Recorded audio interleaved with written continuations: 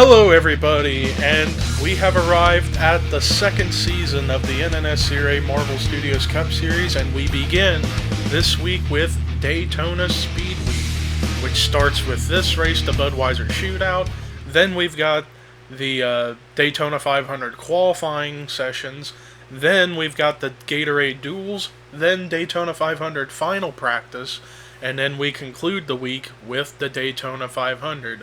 I am Levi McIntyre, the voice of the NNSCRA Marvel Studios Cup Series, here to welcome you to the Budweiser Shootout here at Daytona International Speedway for the first race of 5 events here on Daytona Speedweek.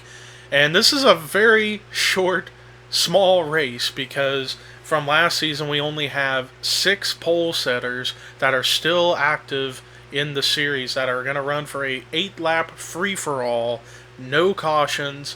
Basically, whoever survives is the winner. And then the lineup, Dylan Poteet starting first, and then Joshua Collard next to him. Row 2 will be Carson Gum, Dylan Young. Row 3, Chris Michaels, and Dylan Thoreau. But let's go ahead and get the command to fire engines to kick off Daytona Speedweek at Daytona. Drivers, start your engines! And there you have it.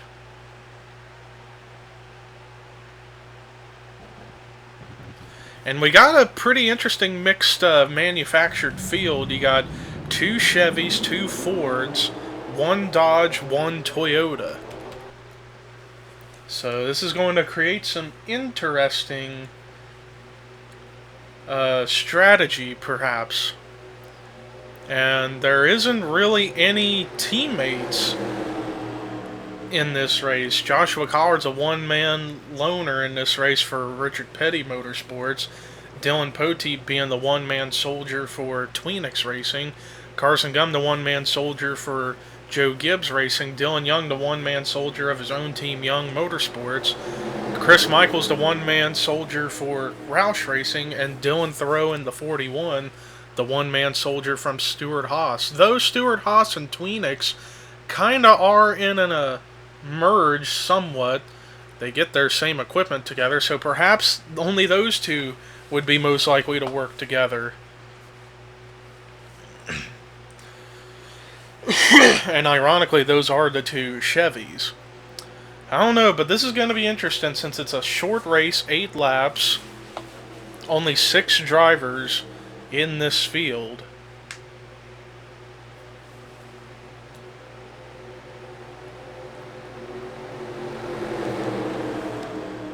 But then, as far as the rest of the Daytona Speedweek schedule, tomorrow will be Daytona 500 qualifying. And then on Wednesday, you have the Gatorade Duels. And then on Thursday, you get final practice for the Daytona 500. And then on Friday will be the Daytona 500 itself. So this is going to be quite interesting, to say the least. Pace car in the pit road. And that can only mean one thing. It is time to boogity, boogity, boogity, go racing.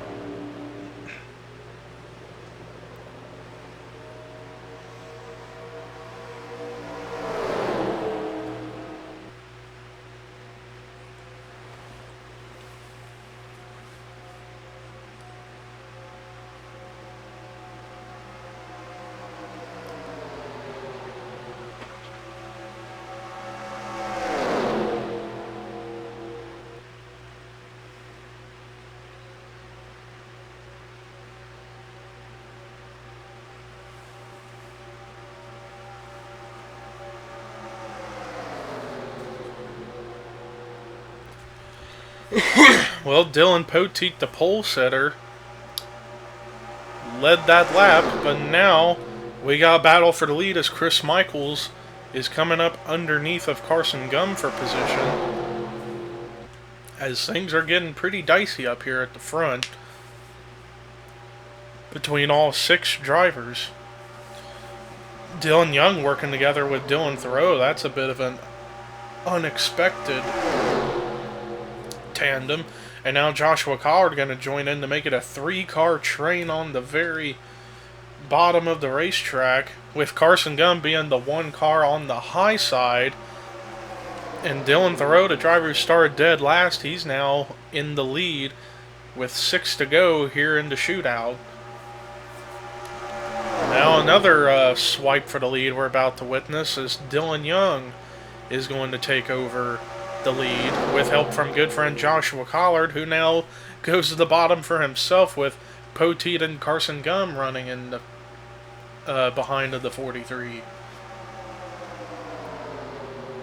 But Dylan Young was just too far ahead up at the front, so he blocks the inside lane.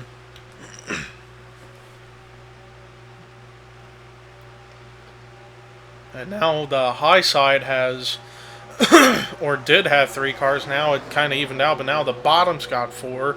But then again, Dylan Young is trying to block both lanes to slow him down in order to keep the position. But now we're about to get a battle for second as Carson Gum in the 19 coming underneath the 31 of Dylan Poteet, with help from Chris Michaels and Dylan Thoreau behind him. But Dylan Young goes up high to block the momentum Dylan Poteet may have had, but now going to come down and block the low lane led by Carson Gum and Chris Michaels. But when we get to the stripe, it'll be halfway through the Budweiser Shootout here at Daytona, as Dylan Young has been blocking both lines, at least for the time being. But now Carson Gum's going to peek out of line to try to go low for the lead, and it's going to work, as here comes the 19 with a full head of steam, with help from the 17 of Chris Michaels.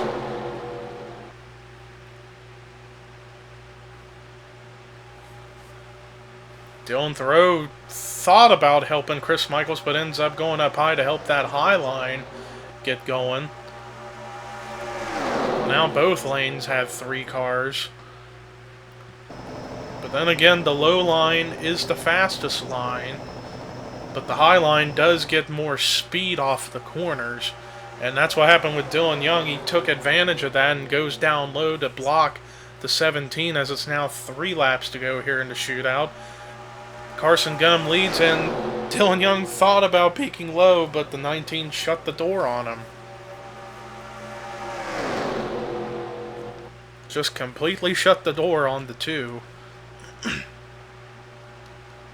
And now Dylan Young going to peek down low, see if he can get a run on the 19, and he's going to get that run. Here he comes for the lead again.